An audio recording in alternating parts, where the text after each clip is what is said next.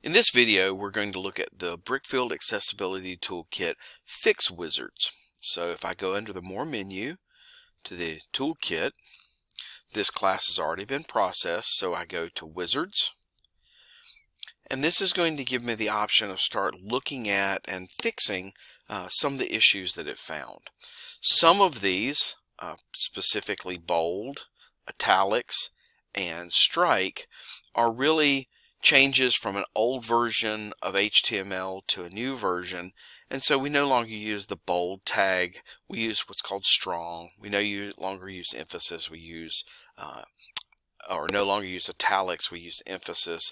So for this, it can go through and just change those tags over for you. So if I hit Submit Bulk Fixing, and notice before I do this, it's listing 1,305 errors. So if I hit Submit Bulk Fixing, it's taking everything on that page. Now there's 1,295. So I can just keep coming down here and hitting Submit Bulk Fixing. So for some of these, it's very easy to fix. For some others, for instance, alt tags is a very common one.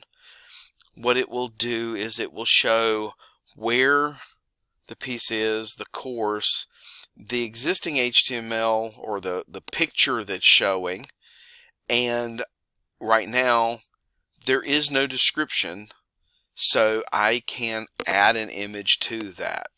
If it is an image that is purely decorative, I can simply hide that error and it'll skip over that. But this is a good way to come through and make changes to quite a few images and then hit Submit Bulk Fixing, and then it'll show you the next set of images.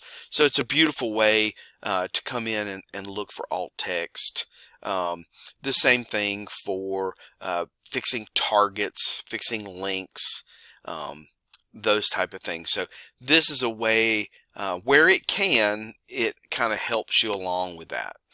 The first icon or the first list here, the error list, shows you all of the errors, and if you pick one of them, for instance this alt text, if I click edit, it's going to bring me into where that is being used, and then I could edit it from here. In this particular case, that's an image, so I can go through and change it like I normally would inside of AsULearn, but it does bring me to the content that it is looking at.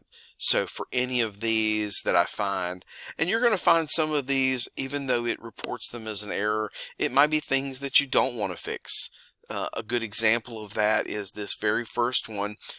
Inside of one of my questions, I have some math that it thinks is an emoji. It's not. It's what it's supposed to be. So I'm just going to ignore that error. Not all errors have to be fixed, but for the most part, the errors are going to point out things where students may have issues. That particular issue would not cause a screen reader have problems, but most of these would. So this is a good place to kind of go down through the list, looking for different types of pieces. So the list view shows you everything and gives you a function to edit it out. And these other links are different wizards that are specific to a type of error.